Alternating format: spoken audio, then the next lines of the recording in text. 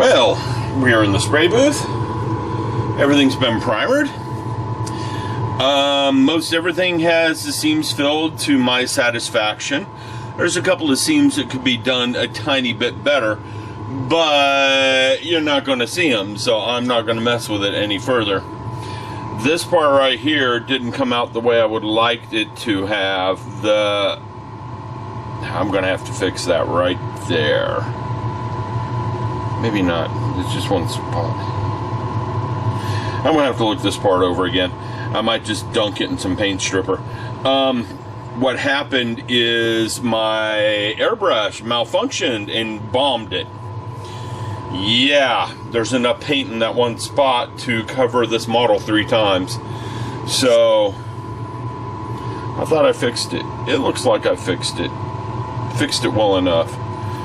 We're going to start appreciating. One of the things though, I just pulled 3 of these black things off. Right here's where the black is. They're in numerical order. There were 3 here. 2 of them had the lids loose and were completely dried out. So I'm going to have to get some more black paint. I used too much of it. So I'm using Tamiya to pre-shade with. I'm not painting this with Tamiya paint, so it'll work to pre-shade with the Tamiya though. I'll be back in a bit and let you see the end results.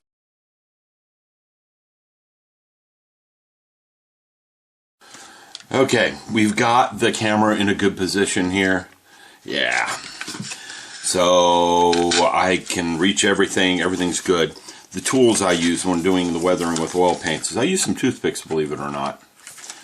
Use toothpicks and the aforementioned Q-tips, turpenoid, and the oil paint. I don't use much of anything else. You can use a brush. I have a couple of brushes here. I have this brush right here that I will use.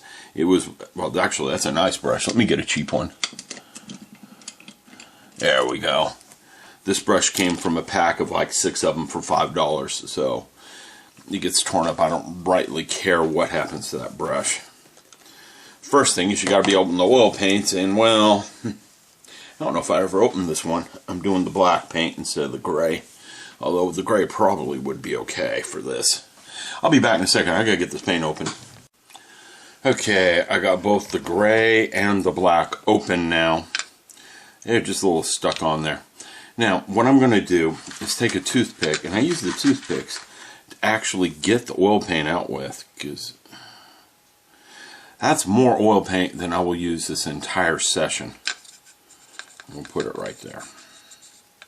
Okay, that's more black than I need this entire session. In fact, that big old Cylon Raider model that Mobius makes, that's probably enough black to do the entire model. Honestly. You don't need much of this stuff. Now, let me get another toothpick and get a little bit of this gray out. I just stick it in the tube and pull some out. Now, this gray looks pretty much like the black. You can tell it's not the black when you spread it out a little bit. It is slightly a different color. I also keep some paper towels on hand because I'm going to want that stuff. I don't want to put this oil paint just laying around. Now, I know some of you are going to tell me I'm doing something wrong. I should let the oil paint sit on some paper or something and let the linseed oil pull out of it.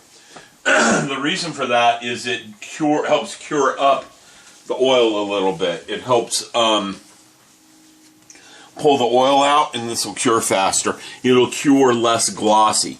Well, I want this to look like oil streaks, so I want it glossy. That is why I am not bothering with that step right now. Okay, now I'm going to open my turpenoid, which has a child safety lid on it, like all good things should. And hopefully never get to the point where I have a problem getting at my turpenoid.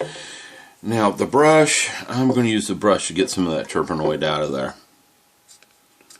And I'm just using, I shouldn't use the brush to do that. I can use a Q-tip though. Q-tip will pick up more than enough turpenoid for my purposes right now. Yeah, it will. And that way, I'm not getting things into trouble here. Okay, got that? Now, you want this to be thinner than it was. I mean, this is way too thick right there. But you get a little bit of terpenoid with it, and you see how it kind of flows? That's what I'm looking for, is this really flow part right there. Alright? Now, I'm going to take this part here, and I'm going to zoom the camera in some. And some of you haven't seen me make a video like this in a long time, and you're probably like really happy for this. And I'm just brushing it across these vent marks right here, because I want these vents right here to stand out a lot better than they do. Okay? Oh, and the brush hits the floor. Don't worry, I have what I call the clown vomit rug. Down, and that oil paint, well, who cares if you get the oil paint on the clown vomit rug. And see, I don't have to rush to do this. I'm taking my Q-tip and just brushing this stuff off. Now, it's going to darken things a bit, and I know it will. That's okay. And I should grab it by the front and the back. I'm trying to keep it on camera, but I'm also able to pull that over here and darken this part up over here and allow that part to show a little bit better. Now, it's darkening the paint as well as the areas I wanted to be dark, and I don't like that. So what I can do is take my terpenoid, and I'm getting a fresh Q-tip. This Q-tip right here has terpenoid on it, okay? And just run it over the top of that, and you'll see it's picking up all the excess that I don't want there. Leaving just the area I want darkened. Okay?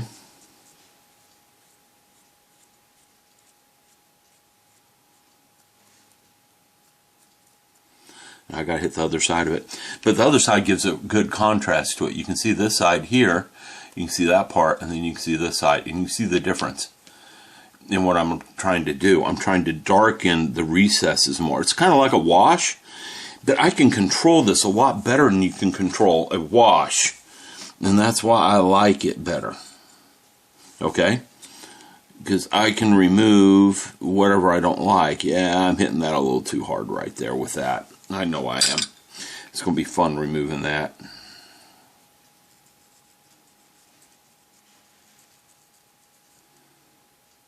I can hear one of the cats is having fun in the other room. House is really quiet today. Most everyone is sick and they're all in a room watching TV. I know I'm doing it all off camera, but I'll bring it back on camera so you can see it real quick. Okay? Let me get a fresh Q-tip, so to speak. The other side of this is pretty fresh. And let's remove some of this excess. Now, this isn't getting streaked. This is just getting kind of a wash to emphasize the lines and marks and gradients on this. Okay? So it's a little bit stronger than it would be otherwise. Because right now, I don't like how it is. I want it darker. I want it to look a little grittier. Okay? And this is doing that. And now I'm going to go for this ring down here at the bottom of it.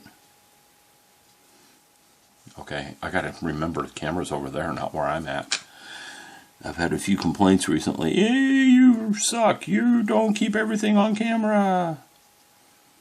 Well, this is YouTube. It's free. The only way I make money is if you guys click the ads. You know, that's up to you if you click the ads or not. I'm not saying, oh, click the ad so I can stay on YouTube. Now, I will say this, the ads allow me to do some videos I ordinarily wouldn't do. No lying. There we go. That's what I want that to look like. And if you remove too much, well, just do it again. Like right there, I think I got too much of it off. So I'll put a little bit more in there. And then come in here and wipe some of it off. And it should be somewhat random. It shouldn't be perfect. I don't want it to look perfect. I want it to look old and dirty. Okay? I don't want perfection out of this. You know, I want something that looks like it's been in service for a little while. I think some of you understand what I'm saying. I know I'm mumbling a little bit here. But that part looks a lot better now than it did when it started. Looks a little bit more real, a little bit more in use. And it doesn't take much to do that. And if it cures up exactly like it is right now, I'm good.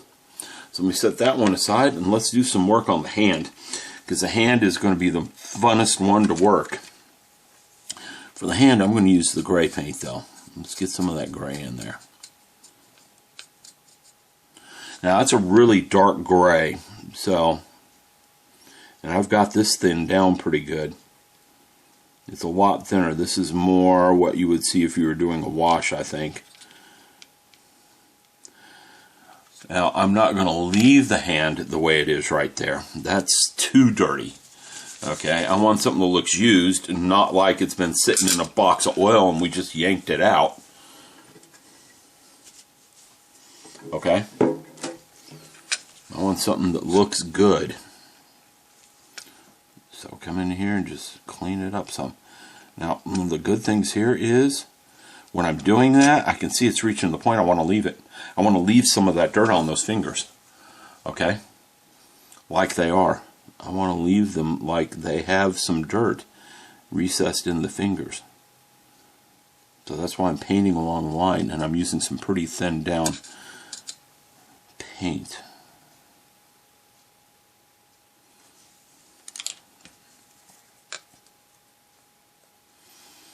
Okay, I want to leave it like that. Now let's get this side of it so we can get what I want out of it instead of looking too uniform, too clean.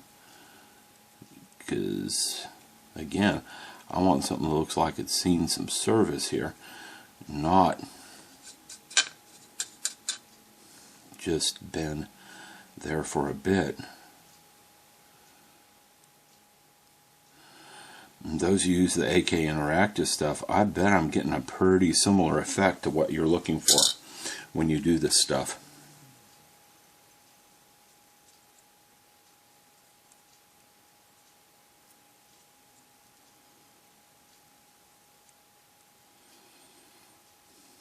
Now, I want it to have some random dirtiness look to it in some places too.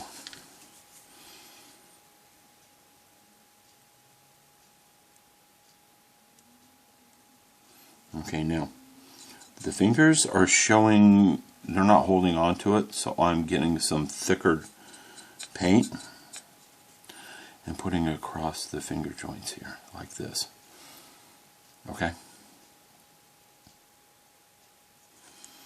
because I want these joints to show better.